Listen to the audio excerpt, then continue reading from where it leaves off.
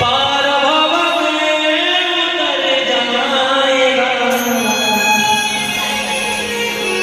तो कृष्ण कहने से आप कर जाओगे और इस दुस्तर भव सागर को भी पार कर लोगे।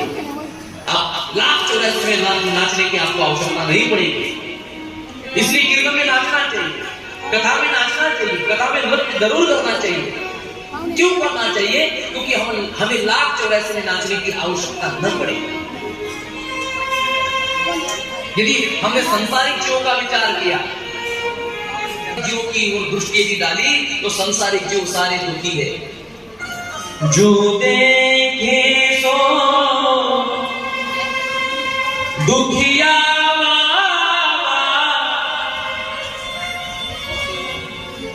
सुखिया कोई नहीं रे। जिसको देखो वो दुखी है। कौन कौन दुखी है? राजा दुखिया, प्रजा दुखिया, दुखिया घर बैरागी। जो देखे सो दुखिया बाबा, सुखिया कोई नहीं है। आप में से बैठे हुए कोई भाविक बता सकते हैं, कोई भक्त बता सकते हैं कि महाराज मैं सुखी हूं, मैं सुखी हूं? हम नहीं बता सकते, क्योंकि हमारे जीवन में केवल और केवल दुख है। दुख के सिवा हमारे जीवन में सुख का लवलेश भी नहीं है। संत महात्मा कहते हैं यदि सुख चाहिए तो तुम्हें राम की शरण में आना पड़ेगा। हम सभी को जीवन में आराम चाहिए। क्या चाहिए? जरा बोलते जाओ। आराम। हमें क्या चाहिए? जरा दोहराओ। हमें क्या चाहिए?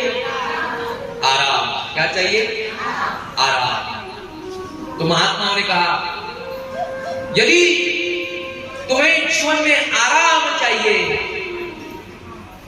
यदि तुझे जीवन में आराम चाहिए, तो आ राम की शरण में आराम कर। जो राम की शरण में आएगा उसे निरंतर आराम प्राप्त होगा, क्योंकि राम के शरण में आराम भी है और राम के शरण में ही विराम है। विराम भी राम के शरण में है और आराम भी राम की शरण में है, विस्तार भी राम की शरण से है। इसलिए सज्जनों,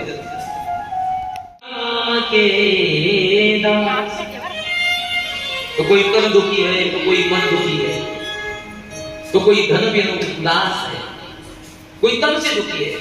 क्यों जी? कथा चल रही है, आप कथा में क्यों नहीं बैठते हो? आप कथा क्यों नहीं श्रवण करते हो? तो ये कहते हैं महाराज जी हम कथा श्रवण करते, हम कथा में बैठते, लेकिन क्या करें, हमारे घुटने जो है ना वो बहुत दर्द करते हैं। आम्ही आलो असतो महाराज कथेमध्ये, पण आमचे गुडघे आम्हाला खूप त्रास देतात, हे तन दुखी आहे। हम जिंदगी में पैसा बहुत कमाते हैं, हम हर महीने करोड़ों का टर्नओवर कर लेते हैं, लेकिन खाते क्या है? भाजी रोटी, मूंग की दाल और सूखा फुल्का।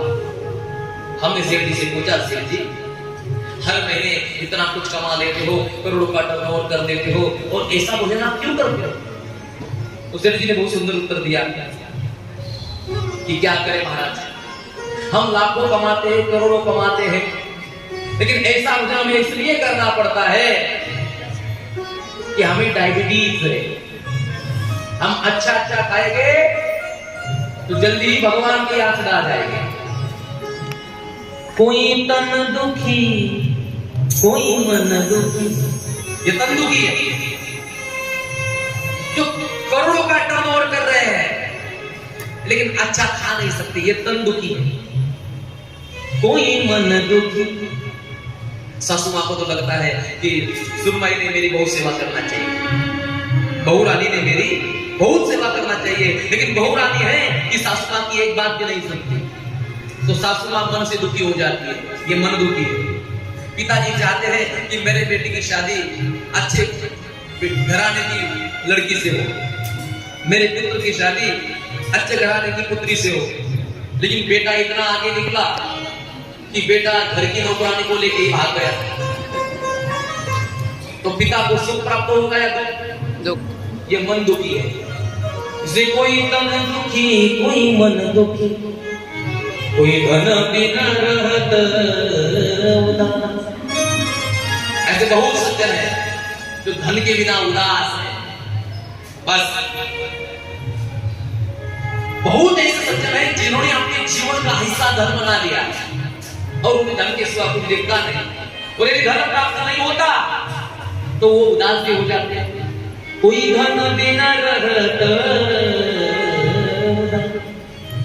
अब कबीर जी कहते हैं थोड़े थोड़े सब दुखी, थोड़े थोड़े थोड़े थोड़े सब दुखी है, सब दुखी है।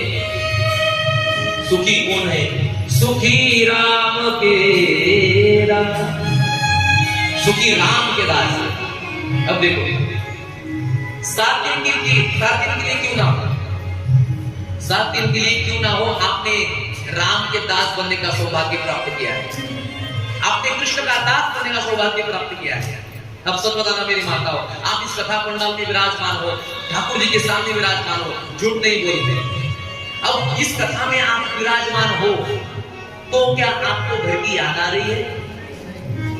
तो क्या आपके मन में दुख का लवलेश है? क्या आपकी मन में कुछ व्यथा है? मैं सभी के चेहरे को देख रहा हूं, सभी के मुख कमलों को देख रहा हूं, बढ़िया प्रफुल्लित है, क्योंकि कथा ये कृष्ण की है और कथा श्रवण करने वाले और कथा कहने वाले कृष्ण के दास है। जो कृष्ण के दास है वो जीवन में कभी उदास नहीं हो सकता। इसलिए जब तक कथा में हो, जब तक सिद्धार्थ वृंदावन में हो, तब तक दुख का लवलेश आपके जीवन में नहीं आवेगा।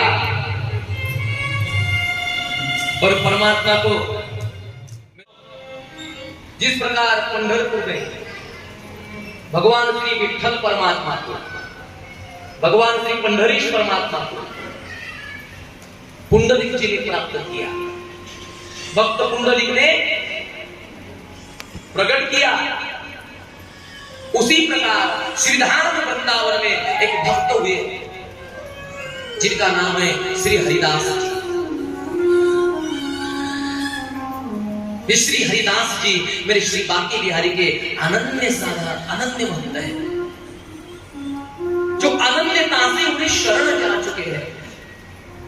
हरिदास जी कृष्णमय हो चुके हैं और हरिदास जी के भक्ति के प्रताप के कारण ही श्री बांके बिहारी निधिवन में प्रकट हुए।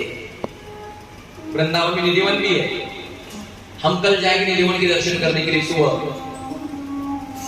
सुबह हम निधिवन और सेवा कुंज का दर्शन करेंगे। तो इस निधिवन में क्या है महाराज? इस निधिवन में श्री हरिदास जी की तपस्थली निधिवन, और वहीं पर हरिदास जी ने श्री बांके बिहारी को प्रकट किया। कुछ दिन मेरे ठाकुर जी वही उपस्थित रहे और कुछ दिनों बाद हरिदास जी की भक्ति जब फलित हो गई तो अपने स्थान पर विराजमान हो गए, जहां पर आज हम उनके दर्शन के लिए जाएंगे। जरा चलना उस गली से, वृंदावन की उस गली से चलना जिस गली से हम बांके बिहारी जाएंगे। ये कुंज गली है, वृंदावन की कुंज गली में मेरा मन लाग्यो रे। कुंज माने छोटी गलियां, वृंदावन में एकदम छोटी छोटी गलियां है, कुंज माने छोटी। लेकिन जब आप वहां से चलोगे तो आपके अंदर जो ऊर्जा समाहित होगी मेरी माता, वो ऊर्जा अलौकिक होगी, वो ऊर्जा आध्यात्मिक होगी। जीवन के सारे दुख नष्ट होकर उस ऊर्जा को आप प्राप्त करोगे जिस ऊर्जा को प्राप्त करने के लिए साधु संत जपी तपी सन्यासियों ने अपना जीवन व्यतीत कर दिया, लेकिन उन्हें वो ऊर्जा बहुत समय बाद प्राप्त हुई। लेकिन आपको ऊर्जा आज ही प्राप्त होगी, क्योंकि जिस पावन पुनीत मास में आप यहाँ आए हो वो पुरुषोत्तम मास है और पुरुषोत्तम मास में भक्ति की निरंतर ऊर्जा यहाँ प्रवाहित होती रहती है और श्री धाम वृंदावन ही ऊर्जा का स्रोत है। यदि किसी को आध्यात्मिक ऊर्जा का स्रोत प्राप्त करना है तो श्री धाम वृंदावन जरूर आना चाहिए। ये वृंदावन, वृंदा माने तुलसी, वृंदा माने तुलसी, तो तुलसी का वन माने श्री धाम वृंदावन, तुलसी का वन माने श्री धाम वृंदावन। श्री माने लक्ष्मी, श्री माने राधा, श्री का धाम माने राधा का धाम, लक्ष्मी का धाम जो है वो श्री धाम वृंदावन है। तो वृंदा माने तुलसी, यहां पहले तुलसी का वन हुआ करता था, इसलिए इसे श्रीधाम वृंदावन कहते थे। और यही मेरे भगवान श्री कृष्ण ने अपनी गैयाओं को चराया, यही अनेक लीलाएं की, यही कालिया का मर्दन किया, यही कदम वृक्ष पर चिरहरण करके, चिरहरण की लीला भगवान ने संपन्न की। चिर माने वस्त्र, गोपियों को वस्त्रों को भगवान परमात्मा ने यही टांगा।